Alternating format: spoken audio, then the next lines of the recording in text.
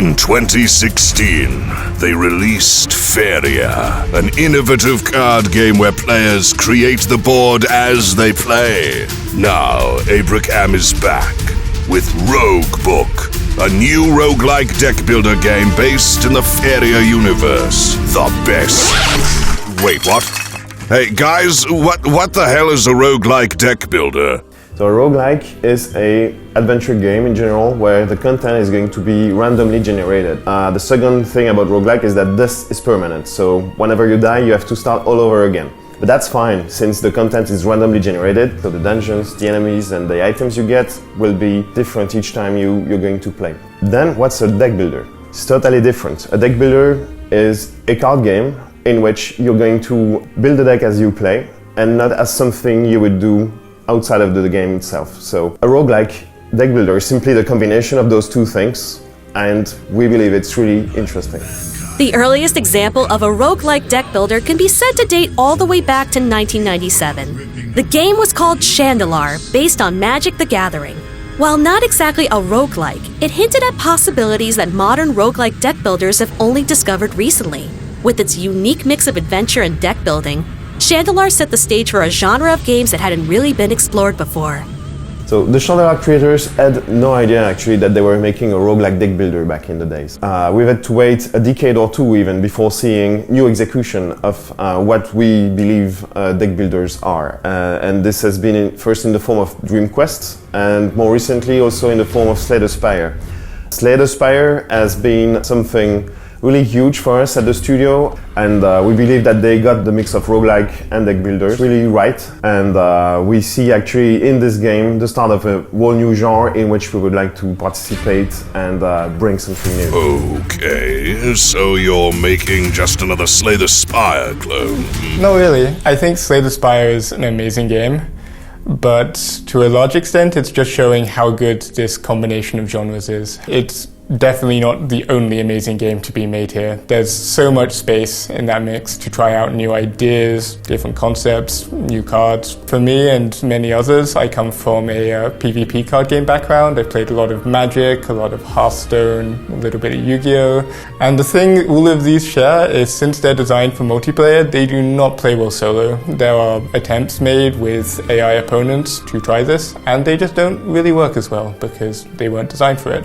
So I had sort of dismissed solo card games. I didn't think they would be as interesting. But Slay the Spire really proved me wrong there. It shows that if you make the game from the ground up and design for it, you can get the same kind of rich tactical decisions, same depth, same fun moments as in a PvP card game.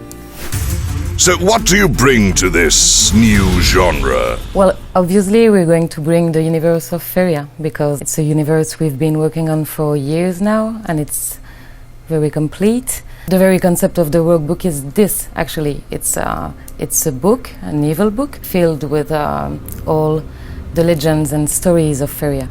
And so in Roguebook, the players will be able to incarnate very famous characters from Faeria, such as Shara or Cypher, and they're going to be able to travel in famous environments, like Cyland or the Temple of Gabria, for example. The game will have a foundation of 4 distinct pillars. 1. A dual hero system, pushing strategy and card sequencing a step further. 2. A gem socketing system, giving you the ability to craft your own cards and shape the gameplay the way you like. 3. A rich overworld. As the player, you will explore a rich, randomly generated world with a deeply interactive story system. 4. Strong persistence. Find pages of the Roguebook scattered throughout each adventure that can upgrade your starter deck and starting relic. Unlock new gems, new cards, new enemies, new random events, new NPCs, etc. Abraham is so excited about this project that we have already got a working prototype that will be available to Kickstarter backers. As you can see, we got our map here. You can pick up relics or do other things in the outgame, and you can go in-game and fight some monsters. It's so elegant as well, the comboing. You can really do all the fun stuff from deck building and deck builder games, like drawing loads of cards, like sequencing loads of cards together to get combos off. That's one of the beauties of the genre, and it's really captured in this game. But right now, I think this game's absolutely fantastic. But given it doesn't look great, right? It actually looks pretty decent to me. Like, I would still play it like this, but Of course, it's just a prototype, and that's actually why we're here. We need your help to transform this early prototype into a great single-player game with all the polish it deserves.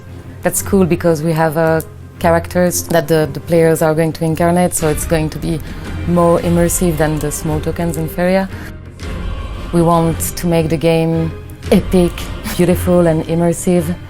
We want it to look like Faeria, but even better. Epic. I like that. Beautiful world, great storytelling, these are really important to a game, but so is its gameplay. A game lives and dies by how good its mechanics are, and the entire team has spent a lot of time working on Faeria, so we have a lot of experience making card games.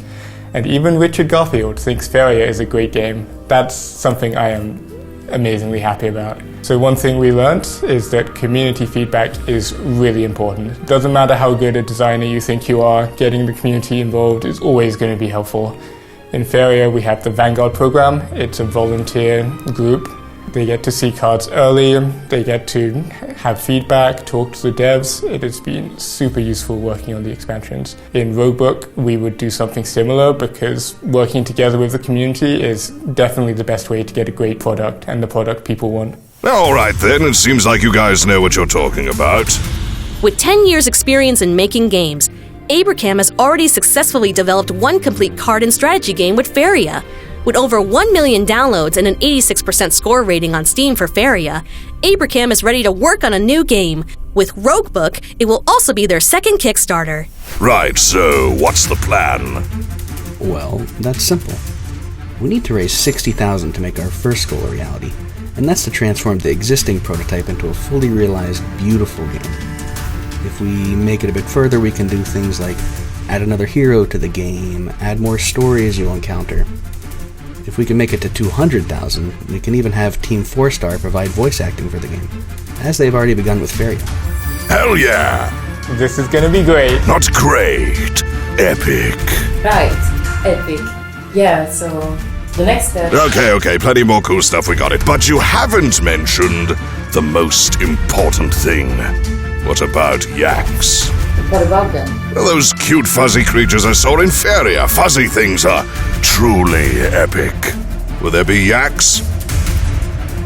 Will there be? Yeah. If we hit 1 million, we'll do a yak level. 1 million. Yep. And we'll adopt a yak. Okay, now I'm in. Let's finish this. Abraham presents Roguebook, the epic roguelike deck builder with yaks. Oh yeah, there's something else. Every pledge will grant instant access to the alpha version, so you can play right now.